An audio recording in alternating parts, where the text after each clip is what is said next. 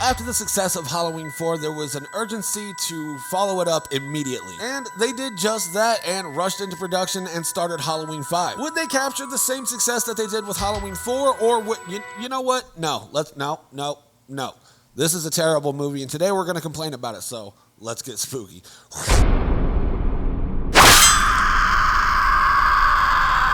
Greetings everyone, my name is Nightshade, this is The Night Shift, a home for all things spooky, and today we're looking at Halloween 5, The Revenge of Michael Myers, released in 1989. And before we go any further, I do apologize if my voice does seem raspy at all. I just spent the last 4 hours recording vocals, and yeah, my voice is shot, so I apologize for that. Now, I'm not going to lie to you, I absolutely hate this movie. And honestly, I don't know a whole lot of people that do enjoy this movie. I mean, I'm sure there's people out there for sure, and if you're one of them, go ahead and sound off in the comments below. I've got some questions for you. From what I've seen, at least for the most part, is like a majority of people just truly hate this movie, and I'm one of them. So let's go ahead and get into the review. Now, if you're new to the channel, I will let you know that I don't do my reviews the same way most other people do. I don't do video essays the way other channels do, where they, you know, tell the story beat for beat and give their criticisms along the way. No, that's not what I do. Instead, what I do is I recommend that you go watch this movie for yourself, get your own informed opinion, come back here, check out the video, and geek out with me about horror movies in the comments below. What I do is I break this down into two categories, the positives and the negatives. And we always started off on a positive note, even though there's not a whole lot of positives that I have for this movie, but we always started off with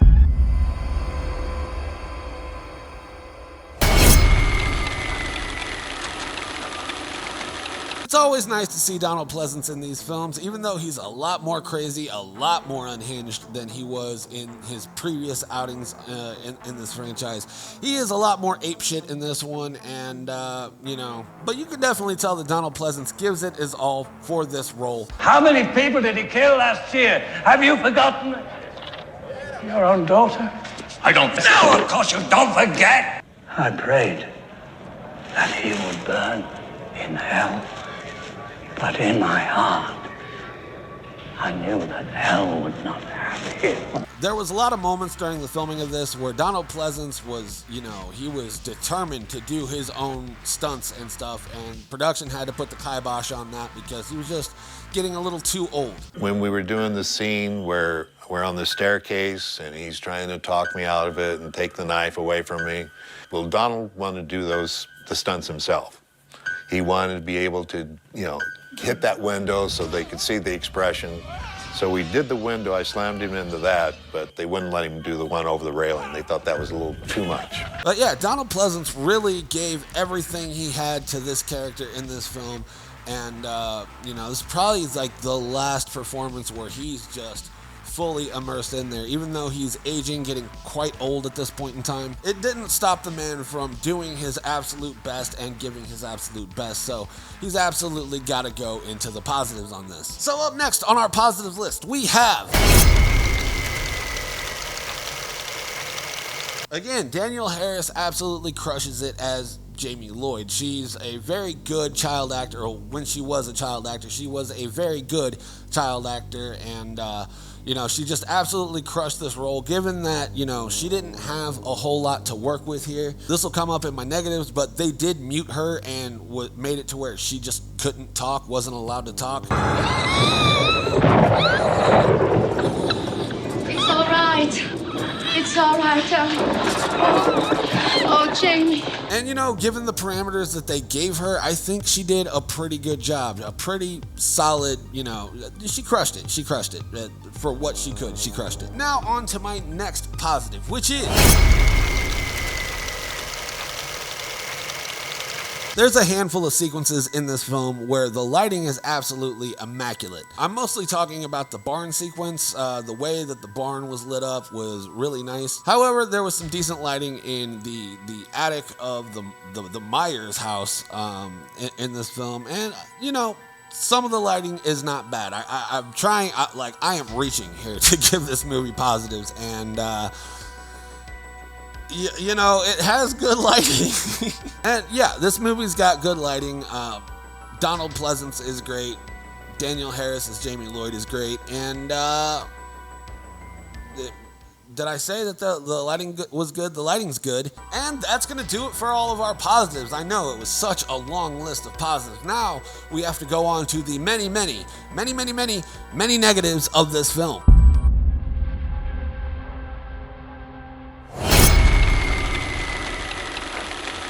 This go around, Michael Myers was portrayed by Don Shanks, and honestly, I don't think he did that great of a job. I don't want to sound like I'm shitting on Don Shanks, I'm really not. He seems like a great guy, he seems like a genuinely good person. However, him in the role of Michael Myers, they did not mesh well. But, you know, he was given some weird directive choices. Like, he was told to walk like wood through water. What the fuck does that even mean? I want you to walk like wood through water. I want you to fart like ducks in the winter. And I want you to bark like hounds on Christmas. Like, it's just words. They don't fucking make any sense. And, you know, given that that's the type of direction he was given, he didn't really have a whole lot to go off of. You know, just his movement as Michael Myers was weird. His kills as Michael Myers was pretty weird as well. And not to mention, like, the costuming looked weird. Like, the overalls looked kind of weird on him, or coveralls, my bad. The coveralls on him looked weird, and I don't know, he just seems weird. And not to mention our next negative that is extremely weird, and that is... So this is the very first mask that was hand sculpted for this production in the Halloween franchise. All of the rest of these masks were Dawn Post Captain Kirk masks. Now at the start of this movie franchise review, I said that I would be referring to those masks as the Captain Kirk mask because that's what they are. Captain Kirk mask. And the reason they didn't use a Captain Kirk mask in this film is because, one, William Shatner wanted to be an asshole. He was not fond of the idea of his mask being used in a horror film where his face is going around and killing people. He was not a fan of that, and he threatened to sue production. And honestly, I wish they would have had a spine and stood their ground and took it to court, because like I said, this is a Captain Kirk mask, not a William Shatner mask. The Captain Kirk mask is licensed by Star Trek and created through Dawn Post Studios. Even though they used William Shatner's face, he doesn't have the rights to Star Trek or Captain Kirk. Only Star Trek has the rights to use Captain Kirk stuff unless they license it off to somebody else. And Dawn Post Studios licensed the image and distribution rights for this Captain Kirk mask. And they were obviously cool with, you know, Halloween using their masks. They provided all of the masks for Halloween 4. Honestly, if anybody had to say, it was Dawn Post Studios or Star Trek. William Shatner can fuck off. Like, it's honestly his fault that we got shitty masks in this movie. The next movie didn't have a whole lot of great masks in the other movies. Like, we don't get a really good mask until Rob Zombie's Halloween. And it's all William Shatner's fault. So fuck you and fuck Star Trek. And if there's any Trekkies that watch this, deal with it. Star Wars is substantially better. Battlestar Galactica is much better than Star Trek. Literally any other sci-fi is better than Star Trek, because Star Trek is just boring and whack. So now that I've gotten that rant out of the way, let's go ahead and talk about this mask, because it is a giant piece of shit. The mask is super weird. The hair is like a diarrhea shit brown for the hair color. The mask itself is super lumpy and gross looking, and it's definitely one of the worst in the franchise, if not the worst. It could potentially be the worst whenever we break down and rank all the masks in the franchise whenever I'm done with the series here, but it's up there with terrible masks. So this mask is a life cast of the person who created it, which is Greg Nicotero, and I think he was with KMB at this point. I'm not entirely sure, but if it is, it tracks, because KMB makes terrible masks. Like, this isn't the only time you're going to hear me complain about a Michael Myers mask made by KMB as being bad, because they're pretty terrible. Fuck KMB, honestly. And you know, most people make the joke that this looks like Nicolas Cage, and it absolutely looks like Nicolas Cage. It's just a terrible mask, and you know, who's scared of Nicolas Cage? I guess it would be kind of scary if you were just sitting there and Nicolas Cage came out of nowhere, just yeah. Up next on the negatives list, we have: what is the Myers house in this movie? Like, that is not the Myers house at all. It doesn't remotely look like any iteration of the Myers house, unless they did like good solid, you know, renovations on it that cost more than the house is probably worth. You know, it probably would have been cheaper just to tear down the house rather than remodeling it to look like this vintage Gothic style American house. It's a terrible Myers house. It's not my Myers house. Never will be. Yeah, no, it's not the Myers house at all. Moving on. And like I said in the positives, even though it was kind of a negative, I don't know why you would mute your main character. You got a mute main character, and then she is translated via a kid who stutters. Woman. A big woman? A big woman who works in the store. What? Jane, you've got... Cookie woman. Cookie woman. I don't know why that was the choice either. Maybe they're bonding with the fact that they don't really speak well. And, you know, that's not me taking the piss out of people who have a stutter or anything like that. Let it be known that my best friend has a pretty substantial stutter himself, and he's an awesome human being. Love you, buddy. Yeah, it's just a weird choice that they would mute the main character. It's always kind of bugged me. Like, even back whenever I watched this when I was a kid, it didn't make any sense to me that she was mute for no reason. They never explained it, and if they did, then I missed it. And I mean, I just watched this movie yesterday, so if I missed it, there's a lot in this movie that you can easily miss because of, you know, wanting to watch literally anything else. So up next on our negatives, we have... Now, Rachel was arguably one of the best parts of Halloween 4. I gave her a lot of praise last week whenever we reviewed Halloween 4, and, you know, she was the best part of that, and like I said, arguably better than Laurie Strode. Like, you know, had she been given a fair shake in this film, maybe she would have been the ultimate final girl in this franchise. You never know. And we will never know because they kill her off unceremoniously. In the last film, she was very smart and very observant of her surroundings. And in this film, they made her an airheaded bimbo that just gets killed out of the blue by a pair of scissors. And yeah, that's pretty fucking lame. It really is a damn shame because, you know, it's like they took everything that was good about the last film and then just wanted to spit in the faces of the audiences that loved that film. And there's quite a lot of people that love that film, so it's like they're spitting in the face of the fandom that, you know, made this film even possible. Like, they took one of the best final girls in the franchise and replaced her with our next negative, who is...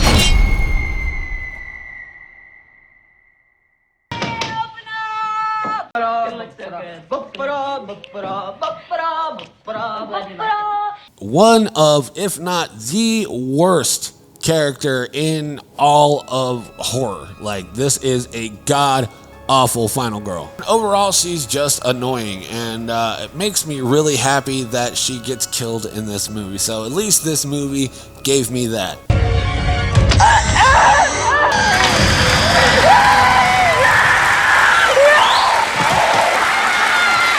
Like, I'm fairly sure most people hate Tina, right? Like, that's not just me. There's other people out there for sure that absolutely hate this character. Sound off in the comments below if you are one of those people. And moving right along, we go on to our next negative, which is... the Man in Black goes absolutely nowhere. He shows up, kicks a dog, pops up in the background every once in a while, and at the very end, he breaks Michael Myers out of jail for whatever reason. You know, that's never really explained.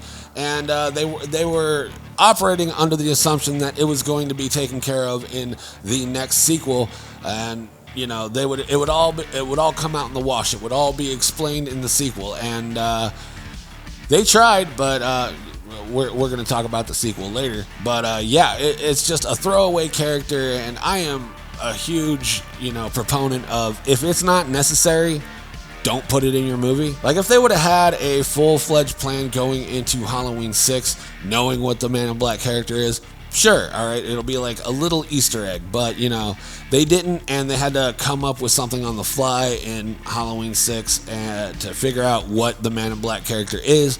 You know, they didn't have anything planned out pre-production for Halloween 6, so this guy is a non sequitur. He is a nothing burger. He does not need to be in this film at all, and they put him in there for whatever reason. So I mean, I hate it. I really do. So up next on our negatives, we have... Now this one is a small complaint because with all the other complaints, this is like the little cherry on top of the absolute bullshit cake that we were fed for this film. And that is the cops in this film. They're supposed to be a comic relief, and I honestly find nothing about them funny. I find them very annoying. Their dialogue is super cringy. The music even that accompanies them every time they're on screen is stupid fucking like whistles and flutes and this is what I'm talking about. All clear. Nothing above, nothing below. That's what we're here for. Rescue cats. Find dogs. That's a job. And we love it.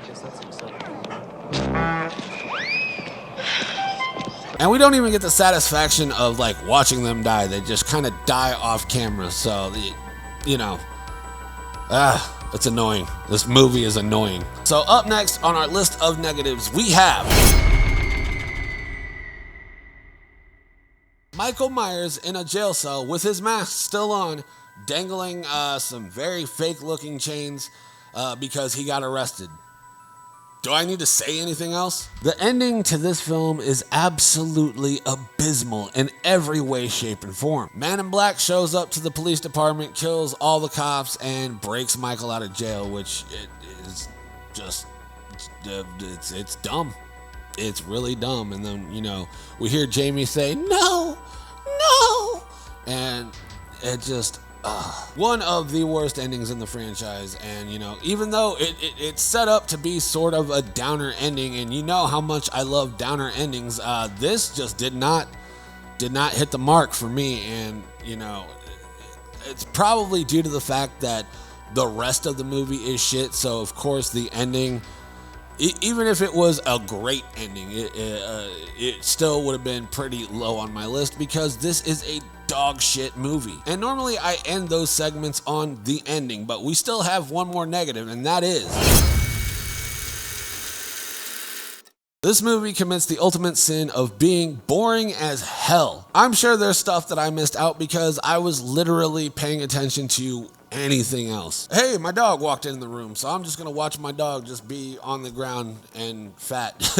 Oh, look, there's a fly on the wall. I'm going to watch the fly on the wall instead of watching this movie because, like, this movie is just so boring. Like, I honestly didn't remember it being this boring, but, like, it is pretty long, drawn out snooze fest. It's terrible. And if this movie wasn't so boring, I think it could have had the potential of being so bad that it's good, you know, kind of like The Room and films like that. But no, this movie is so bad that it gets substantially worse the longer you watch it because not a whole lot happens in it. It's very slow paced. The pacing is way off on this film. And overall, it just fucking sucks. So, I mean, it is what it is. There you have it. This movie is boring as shit. And I wouldn't recommend watching it, honestly. Like, unless you are you know, wanting to watch every single Michael Myers film that has ever been created, then this one you might want to watch it just for the sake of saying you watched it, but you'll only want to watch it once, or maybe you won't. Maybe you'll be one of those, you know, niche people that absolutely loves this film, and if you do, sound off in the comments below, because I need help understanding what anything in this film could appeal to anybody, because I don't see it. So the final score that I'm going to give this film is a solid, absolutely immaculate 2 out of 10, because this movie is dog shit. And that's just gonna about do it for me. If you liked the video, let me know by leaving me a like. Comment down below what you want to see on the channel next. I will do my best to accommodate. And until next time, my name is Nightshade. This has been The Night Shift, and I will see you in the next video. Stay spooky, my friends.